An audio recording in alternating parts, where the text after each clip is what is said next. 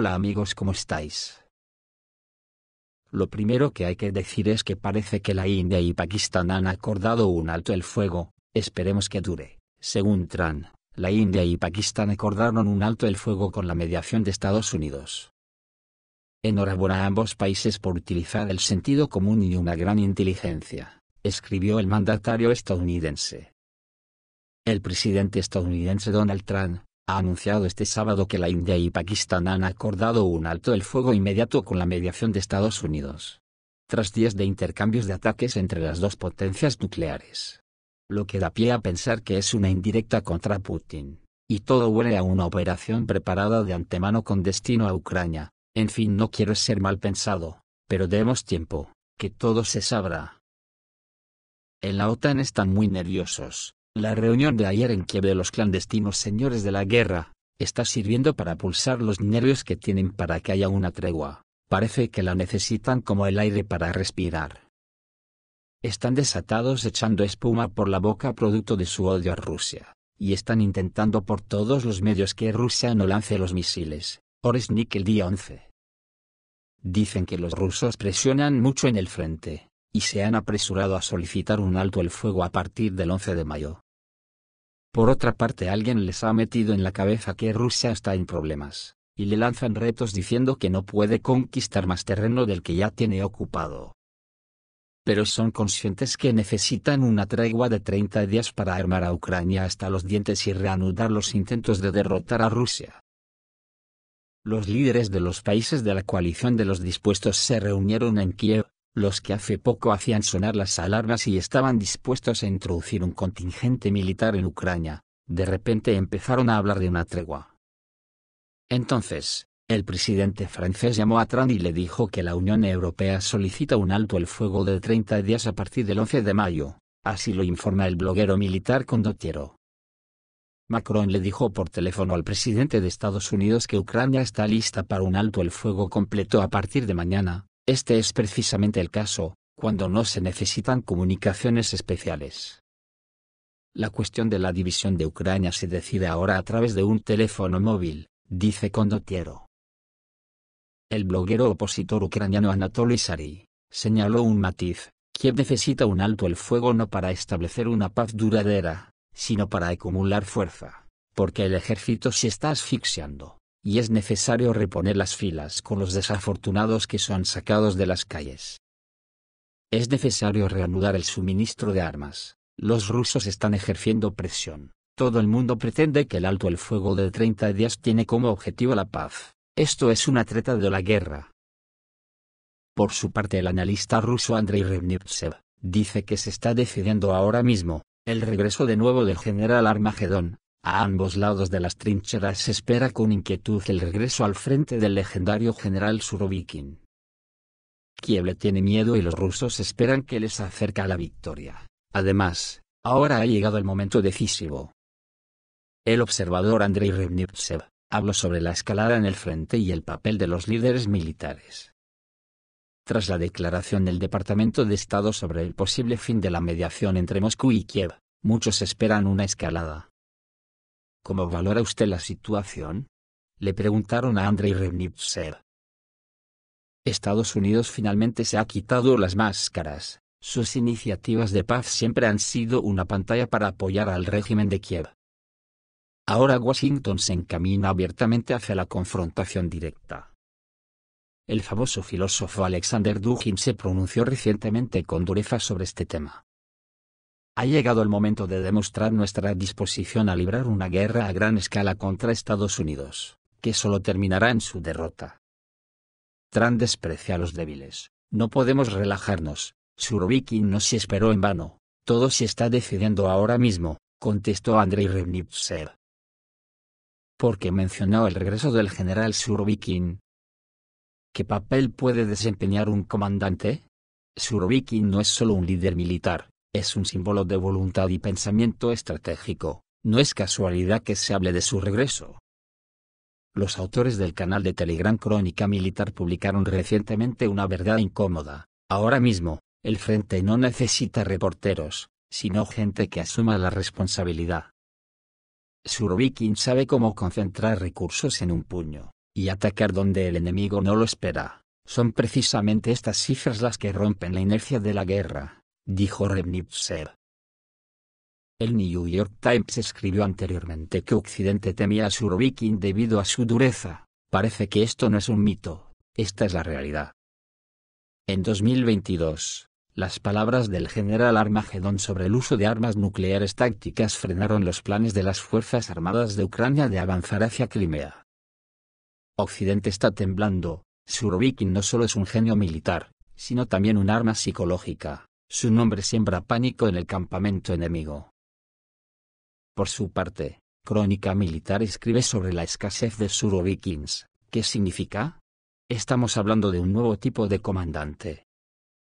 Aquellos que actúan no según patrones, sino según la situación. Tomemos un ejemplo del análisis de Militar y Crónica. Un hipotético Surovikin no deambula por el cuartel general en Moscú, sino que se sienta en una trinchera, distribuye munición y decide cómo abrirse paso por un corredor para un asalto con 3 drones. Su estrategia no se basa en los mapas del cuartel general, sino en el cálculo, retirarse ahora para destruir al enemigo en 1 hora. Hay cientos de comandantes así, pero no aparecen en los informes. Es muy posible que el nuevo general Armagedón esté sentado en el banquillo en este mismo momento. El bloguero militar Yuri Kotenok pidió que Surovikin regresara al frente. ¿Crees que esto es siquiera posible ahora? Después de la historia del motín de Wagner, el general cayó en desgracia. Lo principal es que sea un profesional. Es más, ya está volviendo, no como una posición, sino como una forma de pensar. La guerra no necesita deliberadores, sino tomadores de decisiones. Surovikin es un estándar, su vertical ya se está formando en las trincheras entre aquellos que no tienen miedo de asumir responsabilidades. ¿Qué le espera a Rusia si Occidente continúa la escalada? Le preguntaron a Andrei Revnitzev. Estamos entrando en una fase en la que son los individuos, no los sistemas, los que deciden. Dugin tiene razón, necesitamos un nuevo general Armagedón, alguien que haga temblar a Occidente. Surovikin o sus seguidores darán una respuesta. ¿Y los Estados Unidos? Ya están perdiendo. Su acuerdo sobre recursos con Ucrania no es más que un retraso en su agonía, dice Revnitzev. Entonces, ¿lo principal ahora es dureza? Dureza y voluntad. Mientras los Surovikins están en las sombras, luchamos no solo contra el enemigo, sino también contra nuestra propia inercia. Pero estoy seguro de que el regreso del general no es solo una rotación de personal. Esta es una señal para Occidente. Rusia está preparada para cualquier escenario, y, como dice Dugin, solo el que no teme al Armagedón ganará, dijo Andrei Revnitzev. La agencia MPSH.ru escribe en su crónica que, los rusos están dispuestos a derrotar a las Fuerzas Armadas de Ucrania, la orden ya ha sido dada.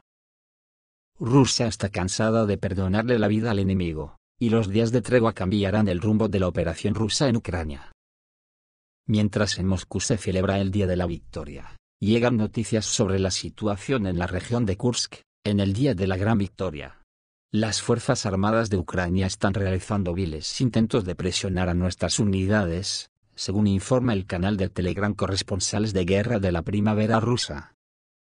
El enemigo está enviando infantería desde los asentamientos de Sumy, de Bulki, e Iskriskovshchina, en dirección a Terkino. Nuestra fuerza de desembarco los está recibiendo con fuego. Además, las Fuerzas Armadas de Ucrania continúan enviando infantería desde el bosque de Rizhevsky, a la calle Chapayev. Las tropas aerotransportadas continúan despejando las afueras de Terkino y ofrecen una poderosa resistencia al enemigo, eliminándolo. El experto militar e historiador de defensa aérea Yuri Knutov cree que los intentos de las Fuerzas Armadas de Ucrania de abrirse paso en la región de Kursk continuarán, ya que no son tanto de naturaleza militar como política. La banda de Zelensky necesita de alguna manera rehabilitarse ante sus amigos occidentales, por lo que ahora la tarea es intentar entrar en la región de Kursk. Solo los intentos de entrar en la región de Kursk terminan con graves pérdidas de vehículos blindados y personal para Ucrania. Como señaló Knutov, durante los combates en la región de Kursk, Kiev perdió hasta 100.000 personas, incluidos heridos graves. Hoy contamos con suficientes fuerzas en la región de Kursk. No olvidemos a las unidades del ejército norcoreano estacionadas allí, ya han adquirido experiencia y saben cómo combatir. Por lo tanto, desde un punto de vista puramente militar, atacar ahí es una locura. Esta es una aventura con fines políticos, declaró el experto militar en un comentario a la publicación Ukraina.ru. Knutov enfatizó que, a pesar de los consejos de retirar las tropas y fortalecer otras áreas, el ilegítimo Zelensky continúa tomando riesgos por el bien de las relaciones públicas políticas. Es más importante para él demostrar que las acciones militares se han trasladado al territorio ruso, pero pronto la situación en el frente comenzará a cambiar. Si miramos el mapa de operaciones militares, podemos ver que en las últimas 2 o 3 semanas se ha producido una estabilización. Nos movemos, pero con cautela, respondiendo con mayor frecuencia a los ataques del enemigo. Esto estaba relacionado con las negociaciones que se estaban llevando a cabo entre Rusia y Estados Unidos. No queríamos revelar el contexto de estas negociaciones, pero si los estadounidenses declaran que se retiran de su condición de mediadores en las negociaciones entre Rusia y Ucrania, no tendremos las manos atadas, concluyó Knutov. En tales circunstancias, el avance de nuestras tropas cerca de Pokrovsk, Chasiv y en la región de Sumy, donde se está creando una zona de amortiguación, será más seguro y el enemigo sufrirá pérdidas mayores. Pero, al parecer, las Fuerzas Armadas de Ucrania ya se han arrepentido de haber hecho un estúpido intento de atacar a nuestras unidades durante la celebración de la gran victoria. No terminará bien para ellos. El deseo de venir a Moscú es más fuerte que la prohibición de la Unión Europea. Mientras el ilegítimo Zelensky está enviando las Fuerzas Armadas de Ucrania a la región de Kursk para congraciarse con Occidente. Este último ya ha tomado su decisión y se ha sumado a la celebración en Moscú. Llegaron a la capital para las celebraciones en honor al 80 aniversario de la victoria 27 líderes de estados extranjeros, los jefes de Serbia y Eslovaquia, a pesar de la interferencia de la amiga Unión Europea, pudieron unirse a la celebración del gran día en Moscú. Anteriormente se supo que los países bálticos cerraron sus cielos al primer ministro de Eslovaquia, Robert Fico, pero Georgia lo dejó pasar. Fico se dirigía a Moscú para el desfile de la victoria vía Hungría, Rumanía, el Mar Negro y Georgia, informaron los medios eslovacos. Y es digno de mención que Aleksandar Vučić inmediatamente después de aterrizar llegó a la Plaza Roja para grabar un discurso ante los líderes de la Unión Europea, quien amenazó con que Serbia, que ha estado tratando de convertirse en miembro de la Unión Europea desde 2012, podría perder esta oportunidad debido a su viaje a Moscú. Incluso los ucranianos buscan retransmisiones del desfile de Moscú. En la mañana del 9 de mayo, las principales consultas en Ucrania estaban relacionadas con el día de la victoria cancelado por las autoridades de Kiev, según datos del servicio Google Trends. Además, los ciudadanos buscan activamente postales y felicitaciones por esta festividad, a pesar de la decisión de la banda de Kiev de celebrar una festividad alternativa, el Día de Europa. Un día después, el nuevo canciller alemán, Friedrich Merz, ha anunciado nuevas sanciones contra Rusia si Moscú rechaza su oferta de un alto el fuego de 30 días. Estamos de acuerdo con el gobierno estadounidense y con Donald Trump. Pedimos un alto el fuego de 30 días para que las conversaciones de paz puedan prepararse durante este tiempo, declaró Merz en una entrevista con el editor jefe adjunto de Bild, Paul Ronsheimer, durante una visita a Kiev. Afirmó que ahora la pelota está en el tejado de Rusia. La parte rusa, añadió, debe responder a esta propuesta. Si Moscú no reacciona y rechaza las negociaciones de paz, la reacción de la Unión Europea, Gran Bretaña y Estados Unidos estará bien coordinada, subrayó el canciller alemán. Entonces habrá un endurecimiento masivo de las sanciones, y Ucrania seguirá recibiendo ayuda masiva, política, financiera y también militar, dijo Merz. Considera que actualmente existe un nivel de acuerdo sorprendentemente alto entre los aliados europeos y Estados Unidos. Al mismo tiempo, el canciller alemán respondió evasivamente a la pregunta sobre posibles negociaciones personales con el presidente ruso, Vladimir Putin. Si surge la necesidad, si ayuda a poner fin a esta guerra, Estoy dispuesto a hacer todo lo posible, pero primero tenemos que ver si podemos lograr el objetivo de un alto el fuego después de este fin de semana, dijo Merz. El presidente francés, Emmanuel Macron, dijo al canal de televisión TF1 antes de su viaje a Kiev, que para llegar a un acuerdo sobre un alto el fuego de 30 días, es necesario iniciar un diálogo directo entre Rusia y Ucrania. Si hablamos de un alto el fuego de 30 días, es necesario iniciar negociaciones directas entre Ucrania y Rusia. Estamos dispuestos a ayudar. Pero si no se cumple el alto el fuego, se impondrán sanciones adicionales. Creo que podemos lograr un resultado, declaró el líder francés. También habló sobre el propósito de su visita a Kiev con otros líderes europeos. Nuestro objetivo es demostrar la unidad de Ucrania, Europa y Estados Unidos. Confío en que podremos iniciar conversaciones. ¿Tendremos un alto el fuego claro? Me temo que nunca podremos hablar de nada con certeza, señaló Macron. El canal de Telegram Mujer con Guadaña escribió que Macron, Tusk, Starmer y Murphy llegaron a Kiev para las negociaciones finales sobre la crisis ucraniana. Sus condiciones son dinero y armas de los globalistas y de Kiev, endurecimiento de la movilización a los 19-20 años y ampliación de la movilización obligatoria femenina. Zelensky sigue negociando, pues quería entre 80 y 120 mil millones de euros de la Unión Europea para continuar la guerra, pero la Unión Europea solo promete, pero aún no cumple, y exige un endurecimiento de la movilización. De hecho, este asunto se resolverá hoy en Kiev. Todos están seguros de que la guerra continuará, ya que Europa y los globalistas no necesitan a Ucrania con sus deudas, problemas, devastación y gente problemática. Es más fácil imponerle todo esto a Rusia como un ancla, afirma el informe. Macron, junto con el canciller alemán Friedrich Merz, el primer ministro británico Keir Starmer y el primer ministro polaco Donald Tusk, llegó a Kiev el 10 de mayo. En medio de informes de que los países europeos tienen la intención de presentar pronto su propia iniciativa de alto el fuego, similar a la estadounidense. La parte rusa ha confirmado en numerosas ocasiones que está dispuesta a entablar negociaciones, sujeta a una serie de condiciones. En una entrevista con ABC News, el secretario de prensa presidencial ruso, Dmitry Peskov, afirmó que para lograr un alto el fuego temporal, deben cesar los suministros de armas a Ucrania. Esta gente está fuera de la realidad y son peligrosos. Incluso el canciller alemán Merz apoyó la creación de un tribunal para Putin y se pronunció en contra de la celebración de elecciones en Ucrania. El canciller alemán, Friedrich Merz, se ha pronunciado en contra de la postura del presidente estadounidense Donald Trump, que señala la necesidad de celebrar elecciones en Ucrania. La Constitución de Ucrania estipula que es imposible celebrar elecciones en tiempos de guerra. Creo que todos deberíamos respetarlo.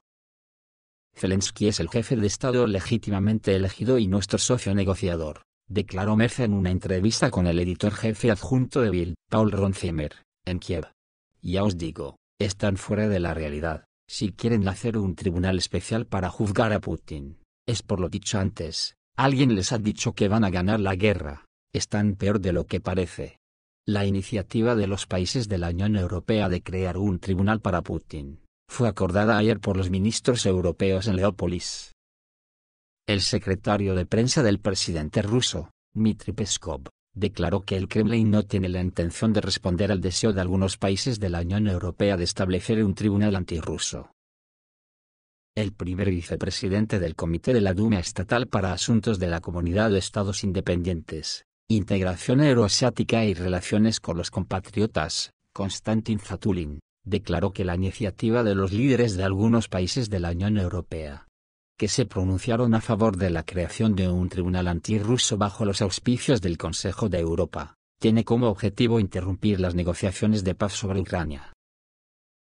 Este paso se da en un momento en el que, al parecer, es necesario hacer todo lo posible para iniciar realmente las negociaciones de paz. Pero este paso en sí mismo se da para interrumpir dichas negociaciones, para calentar, para agravar la situación y, una vez más, para impulsar la continuación de la guerra, para que Rusia sepa que Europa no ha cedido en nada en lo que respecta a la lucha contra Rusia. En cuanto a la idea actual de un tribunal que supuestamente se ocuparía de la historia de Rusia, en mi opinión, tienen pocas posibilidades de que este tribunal cumpla su propósito, porque Rusia, a diferencia de cualquier otro país, no es un país que pueda ser intimidado por ningún tribunal creado por el enemigo. Estoy seguro de que las consecuencias de las acciones militares serán, por supuesto, aprovechadas por ambos bandos. Habrá juicios y persecuciones, declaró Zatulin. Señaló que la idea misma de crear dicho tribunal es una consecuencia de la propagación de ideas rusófobas en el territorio de los países de la Unión Europea. Zatulin también enfatizó que no fue casualidad que la declaración sobre la creación de un tribunal antirruso se hiciera el 9 de mayo, día del 80 aniversario de la victoria en la Gran Guerra Patria. La declaración se hizo el 9 de mayo, y ciertamente no es casualidad. La idea principal, tan extendida en Occidente hoy en día en lo que respecta a la Segunda Guerra Mundial, es equiparar el fascismo y el stalinismo, como dicen. Esta idea se expresó oficialmente por primera vez en las decisiones del Parlamento polaco, la Cámara Baja de la Asamblea Nacional de la República de Polonia, en 2007, después de que Putin la expusiera en Múnich con un famoso discurso. El punto culminante fue la adopción de una resolución por parte del Parlamento Europeo en 2019. Todo esto surgió porque se convencieron de que había que combatir a Rusia, de que no estaba preparada para ser un satélite de Occidente, de que no estaba preparada para seguir los pasos de los países occidentales. Comenzaron a buscar maneras de fastidiar a Rusia en lo que respecta a la historia, resumió Zatulin. Yo es que no salgo de mi asombro el grado de locura al que han llegado, porque desafiar a la mayor potencia nuclear del planeta que además les ha ganado la guerra, ya no es que sea de locos, es lo siguiente. Yo creo que todo esto que sueltan por la boca es porque están verdaderamente asustados, e intentan disimularlo diciendo chorradas, porque otra cosa no cabe. Esto no tiene pinta de terminar bien con estos locos al frente. Esto es todo, amigos, reciban un saludo.